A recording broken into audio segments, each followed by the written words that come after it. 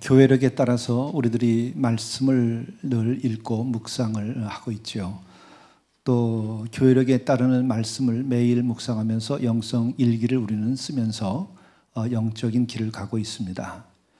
오늘 우리에게 주어진 말씀은 디도서 제1장 1절 이하의 말씀입니다. 사도 바울께서 교우들에게 편지를 쓴 것이 성경에 기록되어 있고 그것을 우리는 하나님의 말씀이라고 고백을 하고 있죠. 그렇게 되기까지는 실제로 사도 바울께서 그 편지를 쓸 때에 성령께서 그와 함께 하셨고 그가 정말 예수 그리스도를 따르는 그 철저한 믿음 가운데에서 이 편지를 썼기 때문에 그것이 편지가 하나님의 말씀이 되었고 이 편지가 성경으로 우리가 인정하게 된 것이죠. 굉장히 특별한 일입니다. 이 같은 것에 대하여서는 초대 교회 이후에 교회가 정말 이 편지가 성령의 감화와 감동에 의해서 쓰여졌다고 하는 것을 인정하게 된 것이고 또 모든 교우들도 그것을 인정하고 받아들인 것입니다. 그만큼 이 사도 바울 선생님의 이 편지는 그 개인의 사신임에도 불구하고 그것은 하나님의 말씀으로서 권위가 인정된 아주 특별한 것이죠.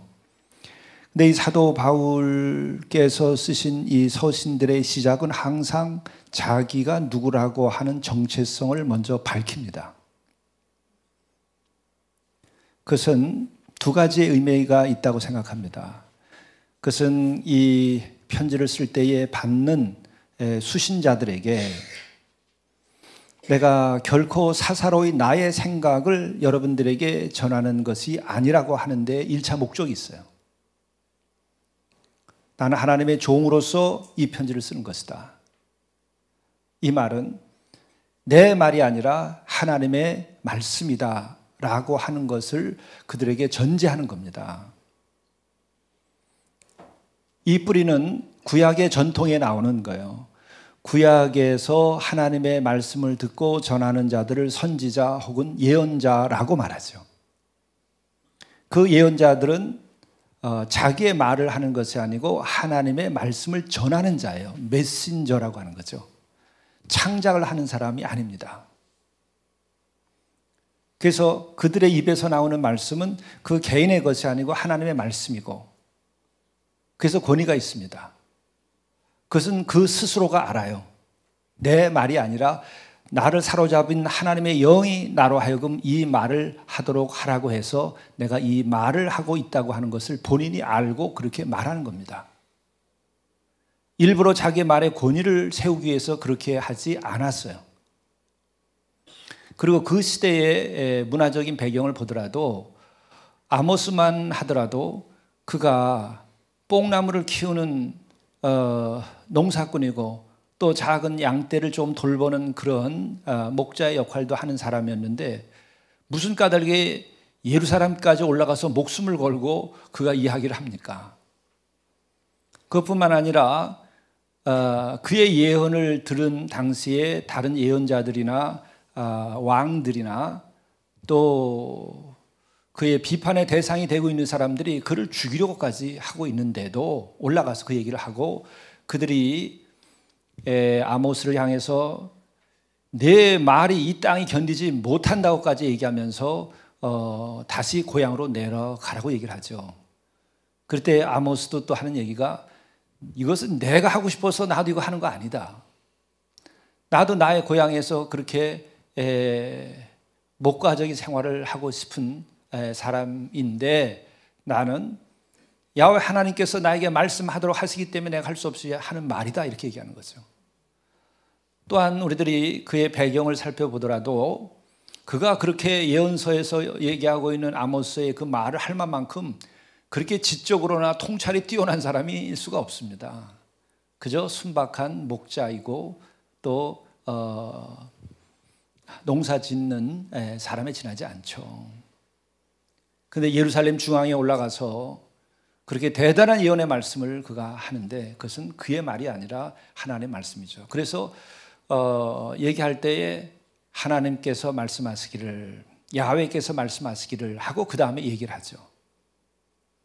비유적으로 이렇게 말씀하면 좀 불경할지 몰라도 우리들이 무당들이 구슬할 때 보게 되면은 이 귀신들이 들어와 가지고 그 무당은 모르는 얘기를 갖다가 막 해대죠. 귀신들이 하는 얘기들을.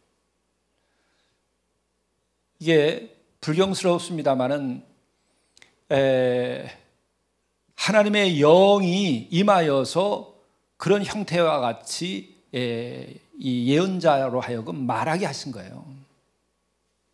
근데 이와 같은 것은 바울 스스로가 자기가 그 성령의 감동과 감화 속에 있었기 때문에 자기 말이 아니라 이것은 하나님께서 성령을 통하여 감동과 감화를 주고 나를 통하여 말을 하라고 했기 때문에 내가 말하는 것임을 말하기 위해서 하나님의 종이라는 말을 쓰는 거예요.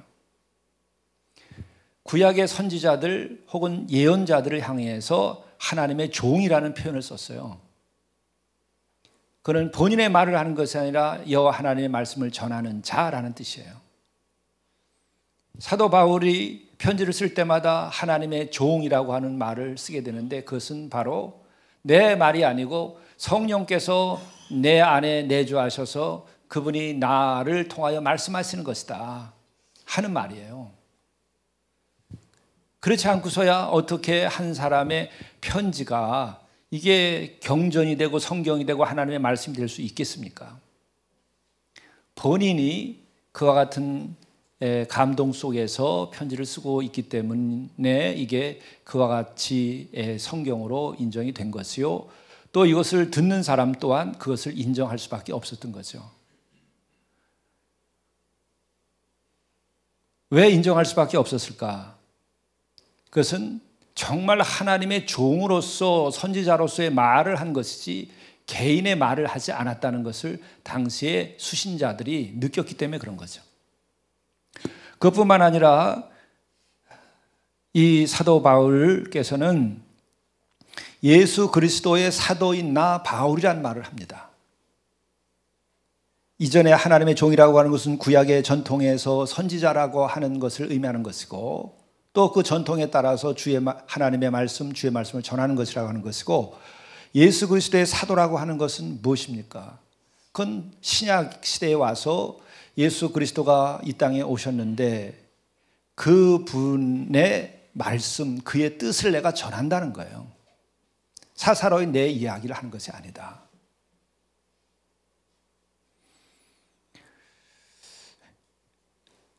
바로 이와 같은 이유 때문에 이 사도 바울께서는 하나님의 종이요 예수 그리스도의 사도인 나 바울이라는 말을 전제한 것이죠. 우리가 여기서 오해하지 말아야 될 것은 이 사도 바울께서 하나님의 종이요 예수 그리스도의 사도인이라고 말하는 까닭이 베드로 사도에 대해서 열등감 때문에 나도 사도다 라고 하는 말을 하고 싶어서 한 것은 아니라는 거예요. 혹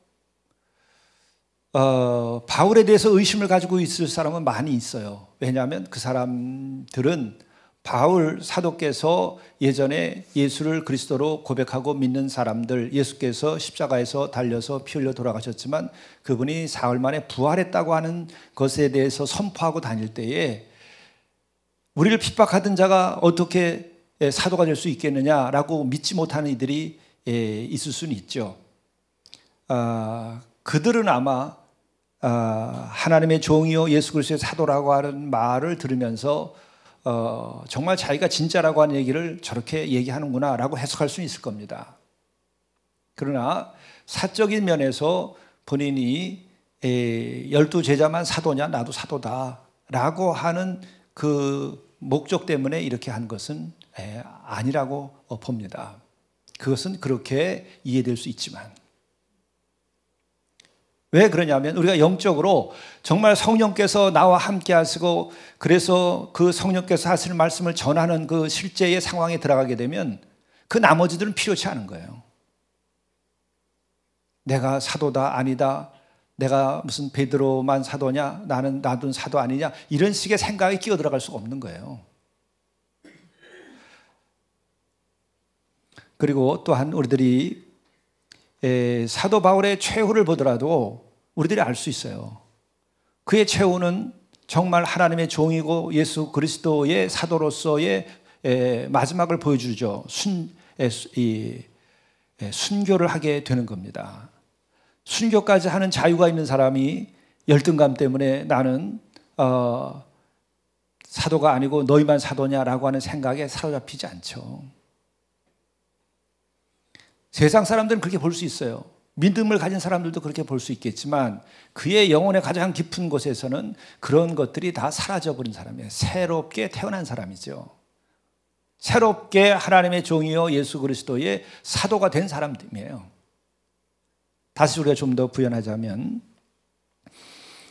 우리들이 이 종이라고 말할 때에 구약의 전통에서나 또 예수 그리스도의 사도라고 말할 때 이 신약의 전통에서 종과 사도라는 것이 어떤 의미일까?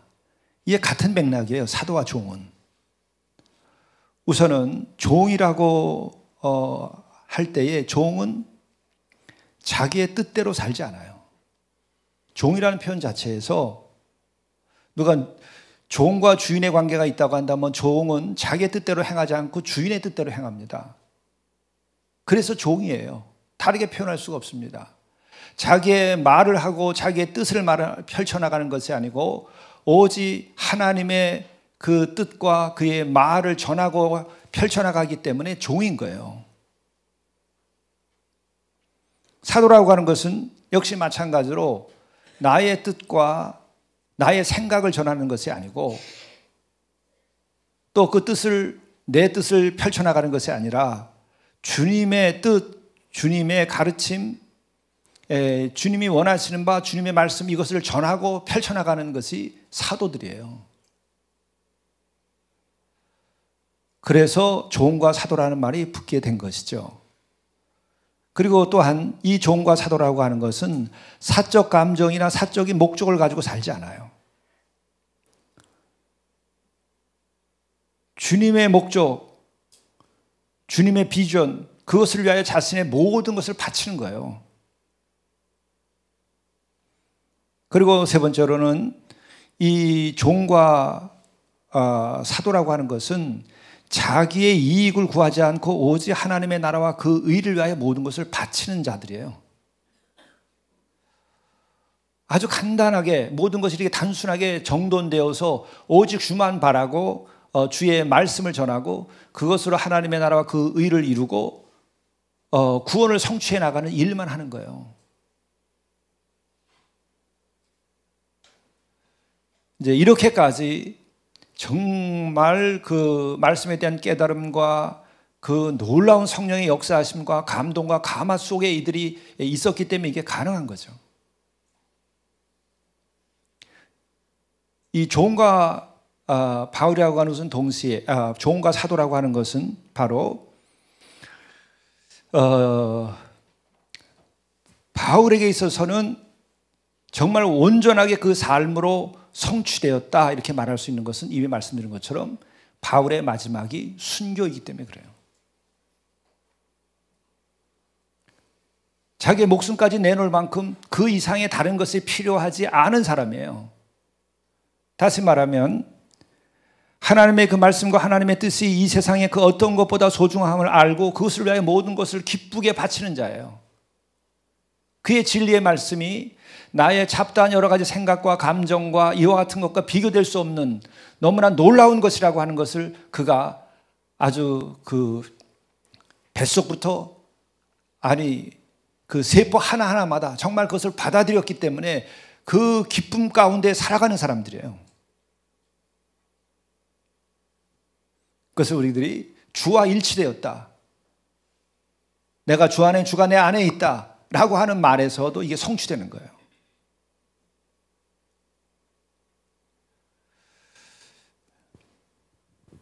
그래서 바울은 실제로 하나님의 종이었고 그리스도의 사도였다는 거죠. 그리고 그 때문에 그는 자기의 뜻, 자기의 사적인 감정, 사적인 목적, 그리고 개인적인 비전, 또 자신의 이익, 이것이 다 사라져버리고 오직 주만이 자기의 모든 것이 되고 하나님의 나라와 그 의를 이루는 것만이 자기의 모든 것이 되고 한 영혼을 구원하는 것이 모든 것이 되고 그보다 더 값진 것이 없다고 하는 것을 그가 알고 또 그것을 위하여 자기가 살아가는 그것이 바로 나 자신이라고 하는 것을 시인하고 받아들인 거죠. 그래서 그의 정체성은 바로 그리스도와 일체된 정체성을 가지고 사는 거예요. 그것은 곧 그가 종이고 하나님의 종이고 그가 사도로서 제대로 살아간 거죠. 여기서 우리들이 우리 자신의 신앙에 대하여 한번 생각해 볼 때 중요한 것은 뭐냐면 나의 정체성이 무엇이냐 하는 거예요. 그 정체성은 꼭 여러분들이 당장 하나님의 종이 되어야 한다라든지 여러분들이 예수 그리스도의 사도가 되어야 된다든지 혹은 그와 같은 반열에 여러분들이 들어가야 한다고 하는 것을 전제하진 않아요. 성경은 그것을 처음부터 우리들에게 요구하지 않습니다. 이와 같은 것은 특별한 은혜가 있고 은사가 있고 선택이 있어야만 가능한 거예요. 바울이 이렇게 된 것은 본인이 하고자 해서가 아니라 오히려 하나님 주의 일에 대하여 반대하던 자였지만은 강권적으로 역사하심으로써 그가 사도가 되게 된 거죠. 이걸 보더라도 하나님의 선택에 의해 이렇게 된 것이고 자기가 그것을 받아들였기 때문에 이렇게 된 것이죠. 그가 처음부터 원했던 것이 아닙니다. 성경도 역시 마찬가지로 우리들에게 그걸 요구하는 거예요. 우리가 다 이 순간부터 예수 그리스도의 사도 그런 인생을 살라 또 하나님의 종으로서 그렇게 살라 그런 건 아닙니다. 그러나 중요한 것은 우리들이 여기서 하나 배워야 될 것은 정체성이 갖는 영적 의미가 무엇이냐 하는 거예요. 정체성이 갖는 영적인 의미는 무엇일까? 그것은 내가 누구인가에 대하여 내가 그것을 하나님 앞에서 시인하고 그것을 내가 고백하는 그 신실한 또 혹은 솔직한 혹은 진실한 그 자기 정체성에 대한 고백이 있어야 된다는 거죠. 이것이 일체되어 있지 않고 내 안에서 분명치 않으면 우리가 영적인 성장을 하는데 굉장히 장애를 많이 걷게 되고 시간이 오래 걸려요. 시간이 오래 걸려요. 시간이 단축되는 것은 이 정체성을 분명히 하는 거죠. 예를 들면 이런 겁니다. 술 취한 사람들이 술을 먹고서 나는 술 취하지 않았다, 술 먹지 않았다 이렇게 얘기하는 사람, 자기가 지금 어떤 상태인지 모르는 사람이죠. 그런 사람들은 나는 술꾼이라고 하는 생각, 그런 정체를 스스로가 인지하고 있지 못하든지 지금 변명하고 있는 거죠. 진짜 술꾼이 술에서 벗어나려고 하면 나는 술꾼입니다 이렇게 말해야 돼요. 나는 술꾼입니다. 그래서 나는 고통스럽고 그래서 나는 실패하고 있습니다. 이것도 더더욱이 주께 나와서 주님 저는 술꾼입니다. 이것 때문에 제가 망하고 있습니다. 이것 때문에 지금까지 이런 식으로 제가 살아왔고 내 현 주소가 이렇습니다. 이거는 비록 그가 술꾼이고 하나님 앞에서 바로 서기에 부족함이 많이 있을지라도 그는 진실할 뿐만 아니라 자기에 대한 정체에 대하여 바르게 알고 있는 거죠. 이게 또 뭐가 같으냐면 저는 죄인입니다. 저는 죄인입니다. 이게 시인되는 거예요. 저는 무능합니다. 저는 아는 게 좀 별벌이 없습니다. 없습니다. 우리가 의인이라는 것이 좋은 것이고 선한 것이 좋은 것이고 그리고 아름다운 것이 좋은 것이고 믿음 있는 것이 좋은 것이고 죄가 없는 것이 좋은 것이고 알죠. 그러나 그것은 내가 아는 것이지 나의 정체성, 나 자신에 대한 것과 같은 건 아니에요. 이것이 분리가 돼야 우리 자신들이 영적으로 도약할 수 있고 은혜가 임하는 경험을 할 수 있어요. 말씀이 나에게 벼락을 치려면 내 실체가 있어야 돼요.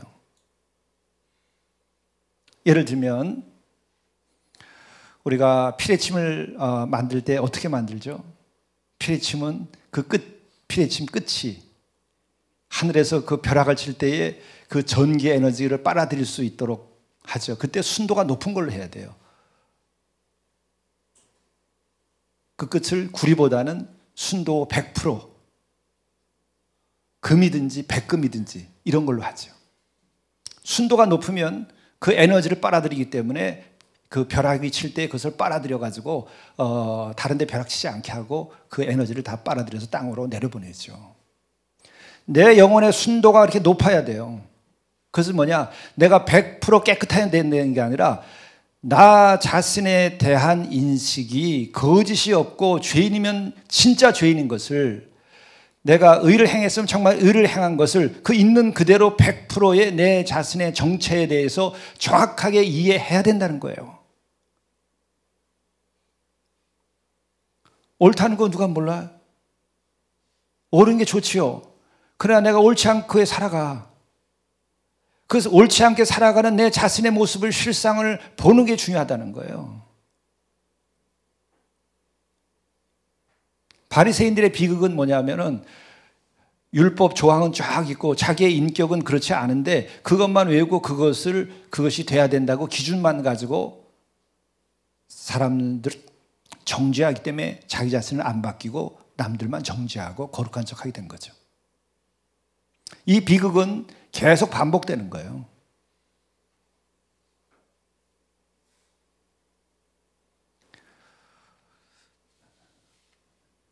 정말 안타깝게도 술꾼들이 술에서 못 벗어나는 까닭의 공통점은 그예요. 정말 나는 술꾼이고 이것 때문에 내가 망하고 이것 때문에 몸이 망가지고 있다고 하는 것에 대해서 아주 뱃속 끝까지, 뼛속까지 내가 신을 하면 벗어나기 쉬워져요. 내가 정말 죄인이라고 하는 것에 대해서 아주 뼛속까지 내가 느끼면 벗어나기 쉬워져요. 나는 정말 교만한 자라고 하는 것을 내가 정말 알고 내 자신이 뼛속까지 교만하다는 것을 내가 인정하고 그러면 그것이 자기 하나의 정체성이 되는 거예요. 너가 누구냐?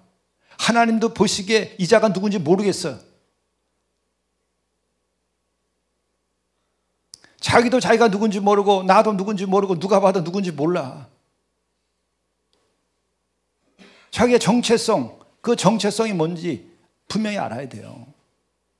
자기의 정체를 알아야 된단 말이죠. 근데 우리는 정체성이라는 말은 긍정적인 의미에서만 쓰지만 정말 우리가 정체를 알아야 되는 거예요. 그렇게 해서 내 실상을 알고 내가 죄인이면은 차라리 죄인으로 살면 돼요. 그러면 죄인으로서 내가 가다 보니까 더 이상 죄를 짓고는 못 살겠다 이런 생각이 들게 되죠. 근데 그것이 없으면은 끊임없이 죄와 더불어 살면서도 죄인이 아니라고 생각하다가 나의 정체를 모르니까 사탄의 밥이 되는 거죠. 사탄의 밥이 되는 거예요. 우리는 수많은 정치가들을 보면서 그 사람은 다 애국자라고 스스로 생각해요. 자기의 정체를 제대로 몰라. 자기가 매국노와 다름이 없는데 자기는 높은 자리에 있고 자기는 정치하는 사람이니까 나는 의롭다고 생각하고 자기의 정체를 의인으로 일치시켜버리는 거예요. 실제로 자기 자신은 그렇지 않은데 그게 온 세상을 혼란스럽게 만들어버리는 거죠.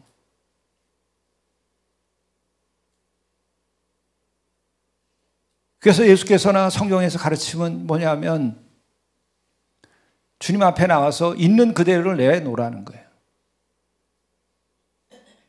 그래서 가장 깊은 고백은 뭐냐면 내 죄를 내가 알고 고백하라는 거예요. 내가 정말 죄인이라고 하는 것에 대한 그 정체를 내가 알면 내가 회개하게 되고 회개하면 내 마음에 천국이 깃들고 내가 새 사람이 되죠. 이 정체의식이 분명해야 돼요. 근데 바울은 그 모든 과정에서 자신의 죄, 율법으로 인하여 자기가 죄인이라고 하는 것을 너무나 잘 알았고 그것이 율법으로 해결되지 아니함을 본인이 알고 정말 죄인 가운데 죄인이라고 하는 정체를 가지고 있었어요. 자기 정체에 대해서 분명히 알았어요. 나는 죄인 가운데 죄인이다. 나는 구원받지 못할 사람이라고 하는 것을 본인이 알았어요. 그랬기 때문에 예수 그리스도를 믿고 그 죄를 그리스도의 보혈로 죄의 씻김을 받고 그가 그리스도 안에서 자유케 된 거죠. 그렇게 됨으로써 그의 정체를 안 것이 결국은 이렇게 훌륭한 정체성을 가지게 된 거예요. 하나님의 종이요 예수 그리스도의 사도라고 하는 그런 정체성을 가지고 산 거예요. 그러니까는 아주 겉과 속이 일치되어 있는 거죠. 오센틱한, 아주 진실하고 겉과 속이 일치된 이런 상태에서 그가 종으로서의 삶을 살고 사도로서의 삶을 살아낸 거죠. 이 영적 원리를 알고 우리들이 그렇게 살아가야 됩니다.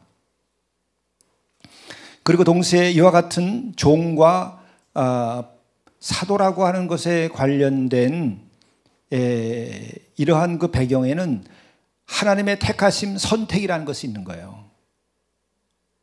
그 선택이라고 하는 것은 내 노력이 아니다. 그분이 해 주신 거라는 뜻이에요.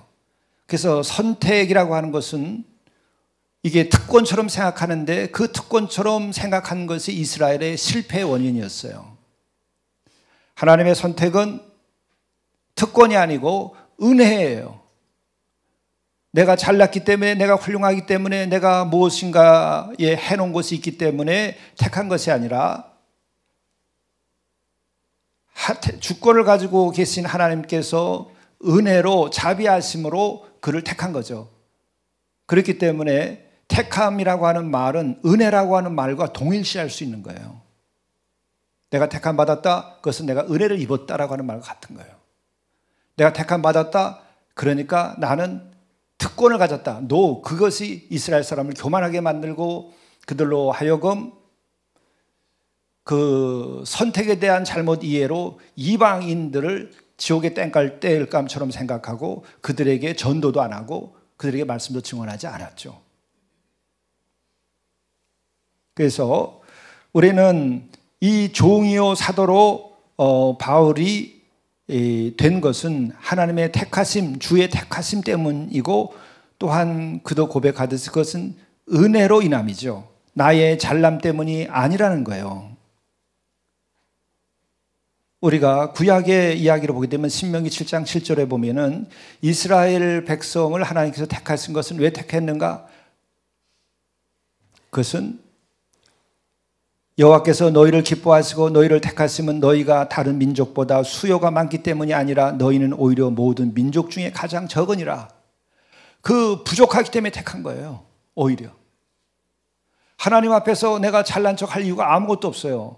하나님의 선택은 나의 어떤 조건 때문에 택해 주시는 것이 아니고 그냥 하나님께서 은혜로 택하시는 거예요. 그것은 이미 이스라엘 백성이 만들어지기 이전에 믿음의 아버지, 민족의 아버지인 이 아브라함의 경우도 마찬가지죠. 아브라함의 믿음의 그 훌륭함이 이미 그의 믿음에 선한 많은 행위가 있었기 때문에 택한 것이 아니죠. 왜 아브라함에게 주어진 것은 약속이 주어질 때 보면 그냥 하나님께서 일방적으로 축복을 선언하신 거예요. 약속을 한 거죠. 하늘의 별과 같이 바다의 모래알 같이 내 자손이 이렇게 될 것이고 동서남북을 바라보라. 이 다 너의 땅이 될 것이다. 내 자손들이 다 차지할 것이다. 그런데 어떤 조건이 있지 않았어요. 약속을 그렇게 해 주신 거예요. 그러나 그가 그 약속을 믿고 떠난 그 믿음이 중요한 거죠. 그 연단하고 믿음이 있는지 없는지 하나님을 경외하기까지의 그 몇십 년의 과정이 있어요. 그 과정을 잘 수행한 거죠. 그래서 약속이 성취됩니다. 오늘 우리도 마찬가지예요. 우리가 어떤 자격이 있기 때문에 우리가 그리스도인으로서 선택된 것이 아닙니다. 그러니까 일부러 주님 앞에서 내가 뭘 잘난 척을 해야 될 이유가 아무것도 없고 내가 뭐 대단한 걸 드러낼 이유도 아무것도 없어요. 나의 정체의 실상을 우선 보는 게 중요해요. 죄인 되었을 때 우리를 위하여 예수 그리스도께서 십자가에 달려서 피를 흘리시고 죽기까지 하셨다는 거예요. 이거를 정말 내가 느끼고 이걸 받아들여야 돼요. 그래서 내 자신을 놔버리라고. 무슨 세상의 조건을 갖다 자꾸 자신에게 들러 이렇게 붙이지 말라고요. 그 믿음이 없음이에요. 그냥 주 앞에서 있는 그대로를 내놓고 그분이 아무런 조건도 없이 심지어 내가 죄인인데도 불구하고 나를 택하셨고 나를 택하셔서 구원하셨고 그 구원도 믿기만 하면 구원을 받게 해주신 것이고 그래서 주께서 나로 하여금 그리스도인으로서 영생과 천국의 소망을 가지고 이 땅에서부터 기쁘고 감사하게 살아갈 수 있게 해주셨다. 이 생각만 가지고 살면 되는 거예요. 더 이상 다른 어떤 조건도 여러분이 생각하지 마세요. 그걸 생각하면 우리들의 믿음이 자라나지도 않고 은혜의 깊은 세계까지 우리가 들어가기가 어려워져요.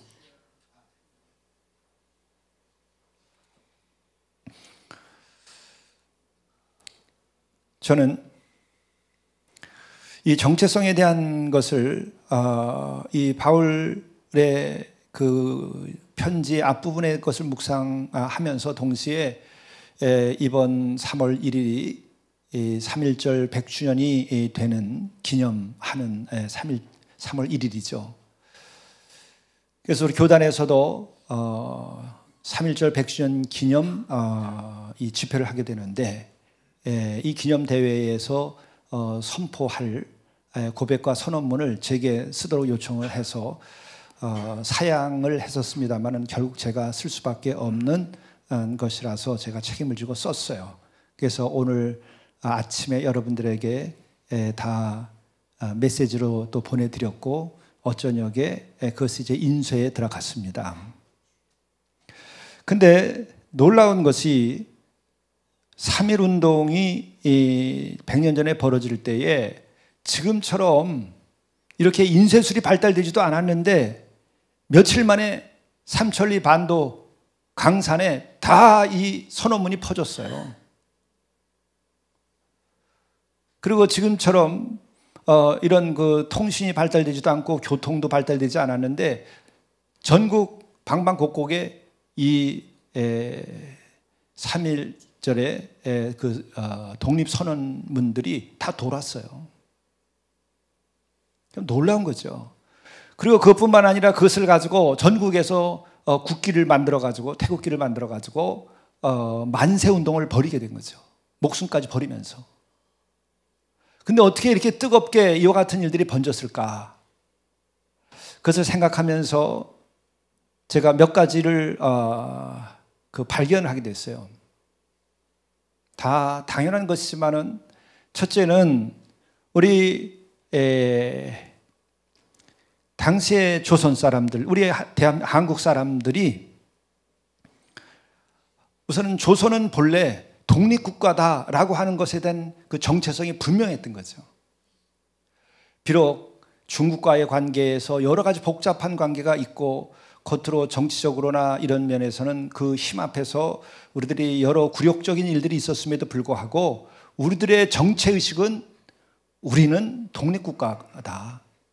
이 의식이 아주 그 5,000년 동안 계속 뿌리 깊게 내려온 거예요. 그리고 둘째로는 우리는 일본과의 관계에서 우리는 대단히 너희들보다 우월한 문화민족이라고 하는 생각이 뿌리 깊게 깔려 있었던 거예요. 왜 실제로 백제 이후에 우리들이 많은 문물을 일본에 전수해 줬죠. 그리고 일본 사람들이 한국에 와서, 그러니까 조선에 와서 많은 좋은 문물들을 가져갔죠. 근데 잠시 그 한 100년 사이에 조선은 더 혼란 가운데 빠져들고 또 일본은 서양의 문물을 받아들이면서 이들이 개화하고 개항하면서 이들이 일시 발전했기 때문에 우리를 강점할 수 있었던 거죠. 그렇게 강점을 당했음에도 불구하고 우리들의 의식 속에는 정체성이 바로 그거예요. 우리는 문화민족이다, 너희들보다 낫다, 이 생각이 있는 거죠. 그러니까 도무지 받아들일 수 없는 거예요. 일본의 강점에 대해서. 그리고 또 한 가지는 일본이 그렇게 강압적으로 탄압하는 것에 대해서 한국인들은 그 불의에 대한 혹은 강제적인 행위에 대해서 우리는 저항심이 굉장히 강한 민족이기 때문에 불의나 혹은 강압적인 힘에 대해서 우리들이 항거하고 일어난 거죠. 그럼 5,000년 동안 우리들의 정체성이고 우리의 피 속에 흐르던 것들이에요. 여기서 보더라도 정체성이라는 게 중요한 겁니다. 그러니까 우리들이 바울이 가지고 있었던 그 정체성, 하나님의 종이고 그리스도의 사도라고 하는 것처럼 우리는 그렇게까지는 아닐지라도 내가 예수 그리스도를 통하여 죄 사함을 받은 내가 자유케 된 그리스도인이다. 다시는 죄의 멍에를 나는 맬 수 없다. 나는 참된 그리스도인이라고 하는 그 정체성이 우리에게 분명히 있어야 되는 거죠. 제가 자라던 젊은 시절에는 논산 훈련소나 이런 군대에 가게 되면은 우리 기독교 젊은이들이 구타당하고 얻어맞고 막 그러죠. 왜? 화랑 담배를 나눠주는데 안 피니까.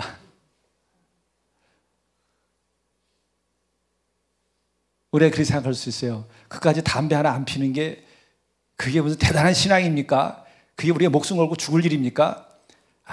죽을 일은 아니죠. 그러나 다른 면에서 정체성이라고 하는 면에서 보게 되면 죽을 수도 있는 일이에요. 내가 그리스도인으로서는 담배를 피지 않는 것이 내가 마땅히 해야 될 신앙적 본분이다. 나의 경건의 본분이라고 내가 생각하고 나의 정체성과 관련시켰을 때에는 십자가를 밟으라는 것과 똑같이 나는 받아들일 수 없다. 그럴 수 있는 거예요.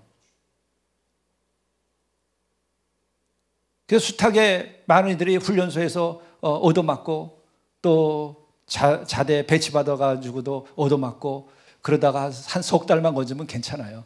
쟤는 본래 열외, 쟤는 화랑 담배 줄 필요 없다. 그 다음에 어떻게 해요?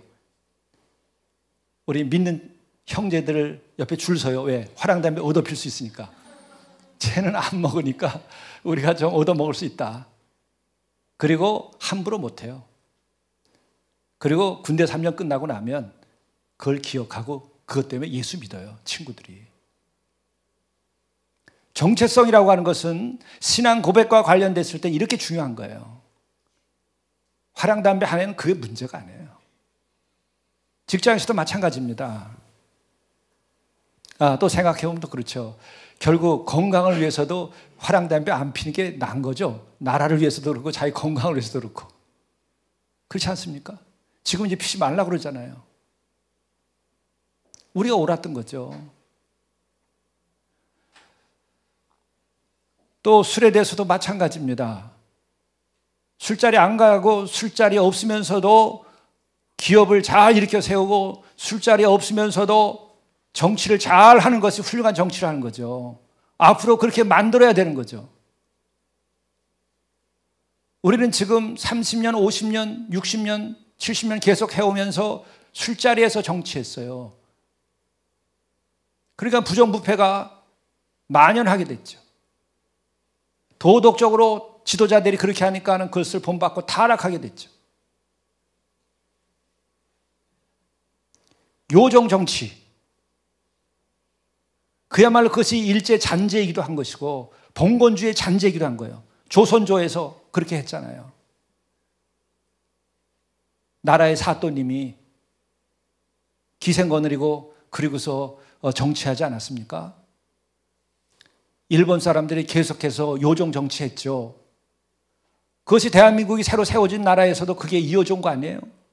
아직까지 뿌리 뽑지 않았어요. 3.1절을 맞이해서는 그 뿌리 뽑아야 돼요. 봉건주의면서 일제 잔재예요. 그게 그야말로.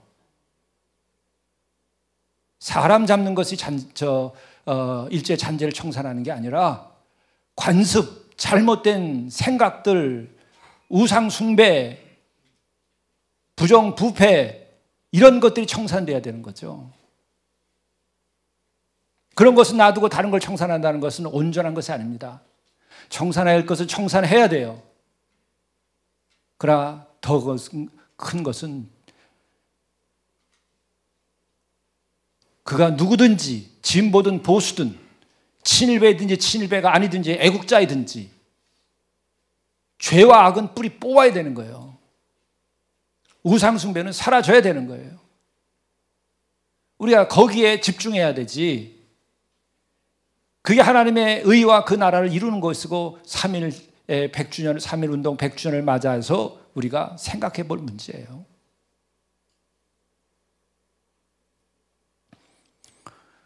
또한 생각해 보면 제가 이 100주년에 대해서 선언문을 쓰면서 목사이기 때문에 내 전제도 구속사적인 관점에서 역사를 살펴보고 선언문을 썼어요. 일반 역사학적인 관점에서도 쓸 수 있고 구속사적 관점에서 쓸 수 있어요.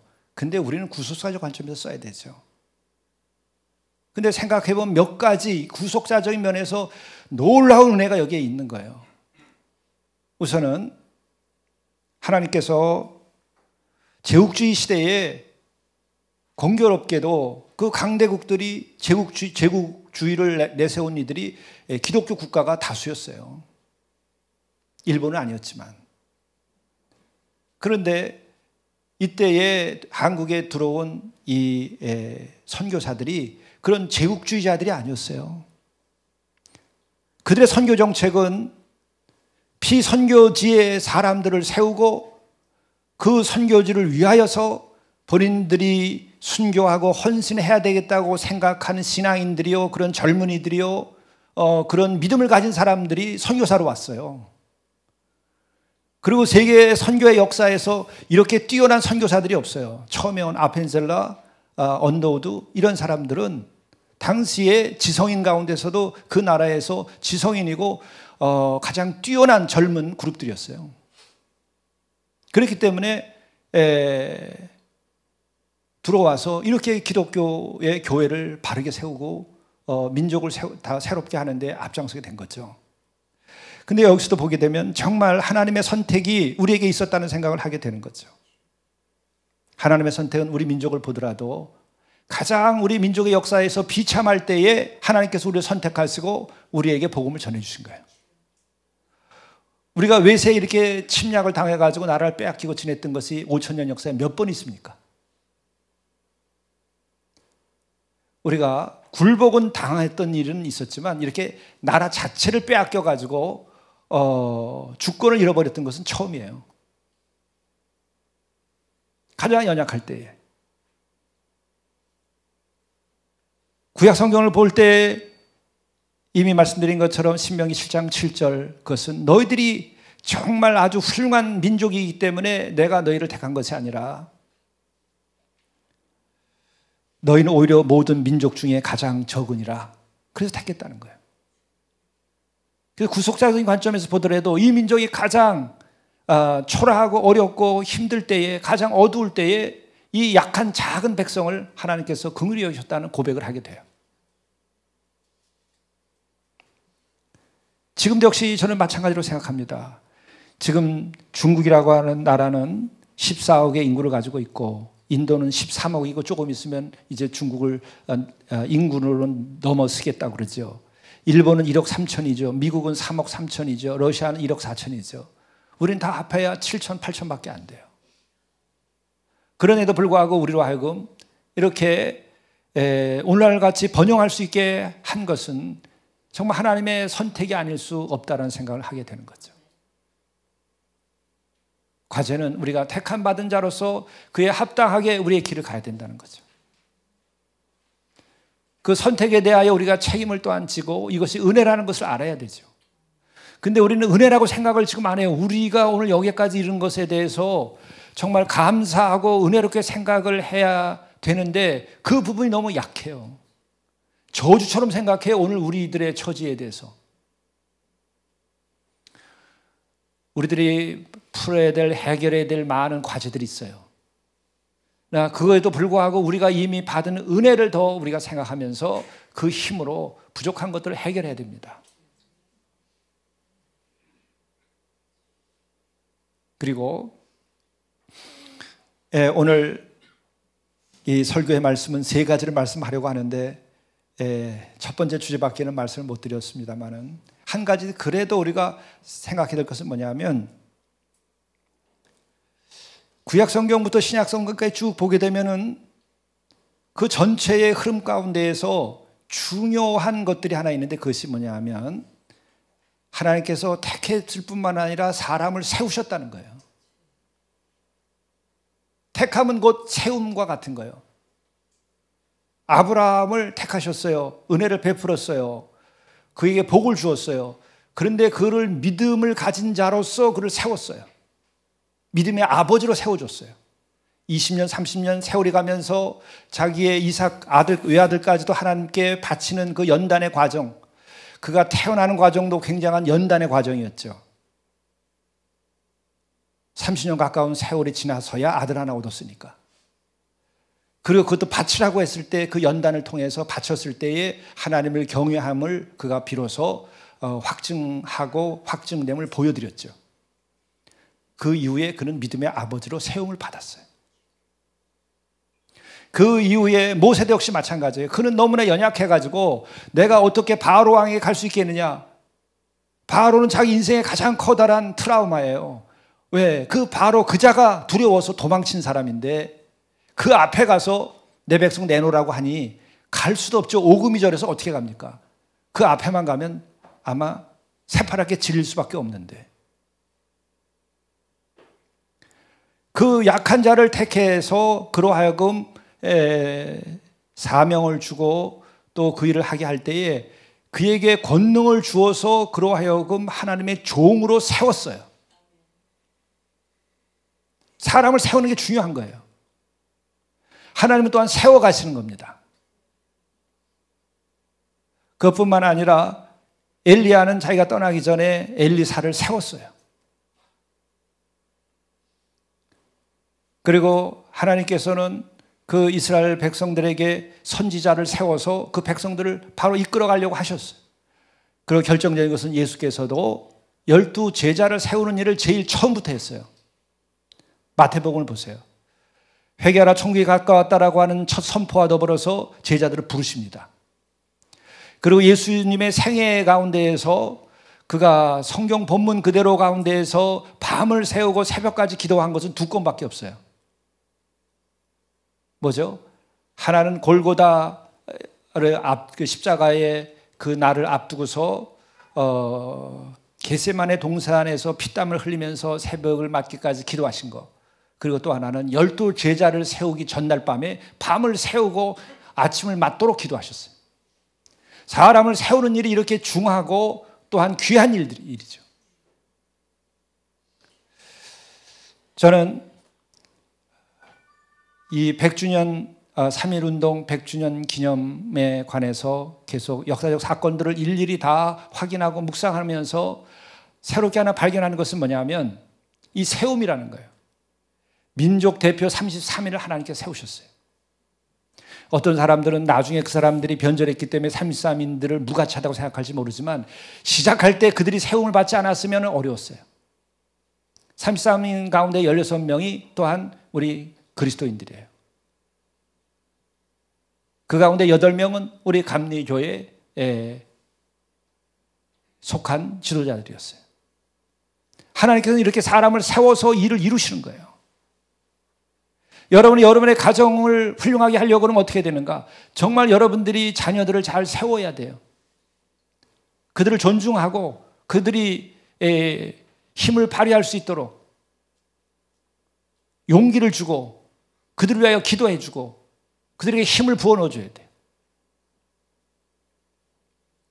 그리고 또한 놀라운 것은 이 3.1운동 이후에 또 혹은 그 전후로 해가지고 우리 교계 지도자들을 쭉 보게 되면 그 교계 지도자들에 있어서 3가지의 그 주제, 3가지의 어떤 그 사명을 다 가지고 있어요. 첫째는 하나님 사랑, 하나님 사랑. 제가 신학교 다닐 때에 만났던 어른들, 존경하던 사람들도 만나보면 다 그거예요. 하나님 사랑, 그 다음에 나라 사랑.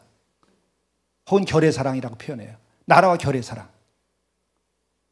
그리고 또 하나는 인재 양성. 이 3가지가 이 하나님의 택함을 받고 세움받은 모든 지도자들이 했던 것이 일제 이후 이거 시대에 계속될 때 이 3가지를 누구나 다 고백을 했어요.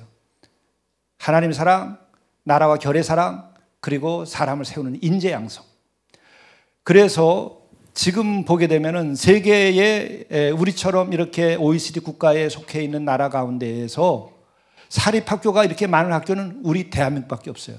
왜? 그 뿌리가 일제치하에 있을 때 이 인물들이 다 이 나라 사랑을 하기 위하여 사람을 세웠기 때문에 그런 거예요.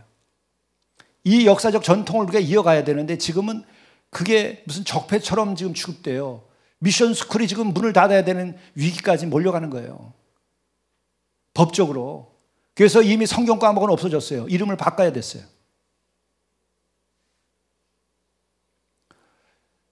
성경이라는 과목이 없습니다. 종교라는 과목으로 만들어졌어요. 교회에서 세운 학교에서 성경이라는 성경 과목을 쓸 수가 없어요. 이렇게까지 우리 그리스도인들이 책임을 다하지 못한 거예요. 한국의 지도자들이 그만큼 눈이 어두운 거예요. 역사의 진정한 나라를 세운 뿌리에 대하여 이해하지 못한 거예요.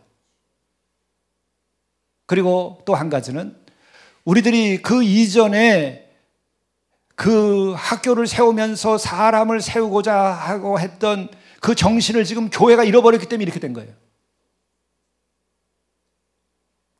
그걸 교회가 앞장서서 회복해야 돼요. 우리의 사명입니다. 우리가 남을 탓하기 전에 우리 자신을 돌이켜 봐야 돼요.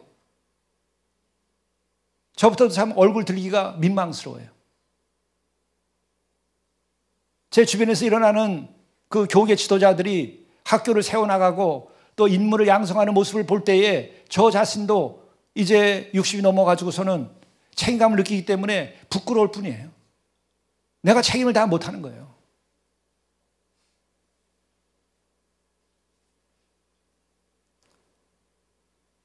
참 말씀드리기가 죄송하지만은 지난 주 중에서도 신학대학 안에서 명예훼손으로 교수들끼리 재판을 걸었어요. 고소하고. 거기서 사람을 기를 수 있겠습니까?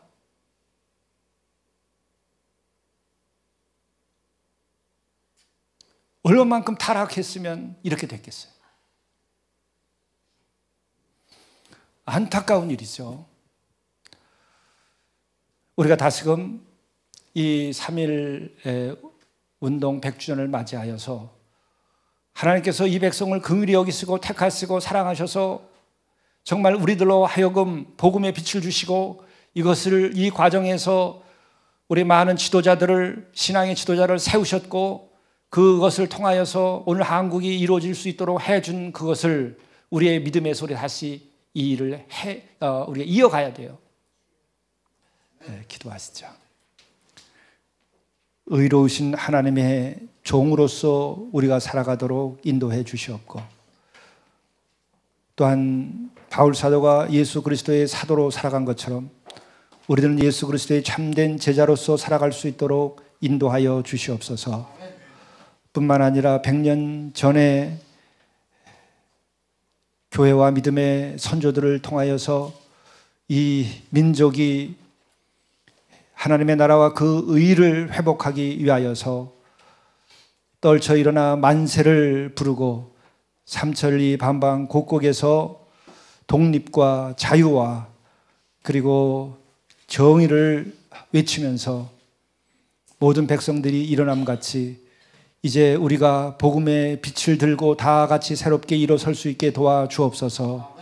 이로 인하여 먼저 우리가 예수님의 참된 신앙인으로서 바로 서게 하시옵고 우리 교회가 바로 서도록 인도하여 주시고 이것을 통하여 우리가 진정한 평화와 그리고 자유와 그리고 정의를 위하여서 우리들이 나설 수 있게 하시며 또한 우리가 이 나라의 진정한 평화와 통일을 이룩할 뿐만 아니라 21세기에 하나님의 나라와 의를 온 세계에 성취할 수 있도록 우리의 길을 인도하여 주시고 이 일을 위하여서 비록 작은 교회일지라도 우리 교회가 이 일에 앞장설 수 있도록 인도해 주옵소서. 이 모든 말씀을 우리 구주 예수 그리스도의 이름으로 간절히 기도드리옵나이다. 아멘.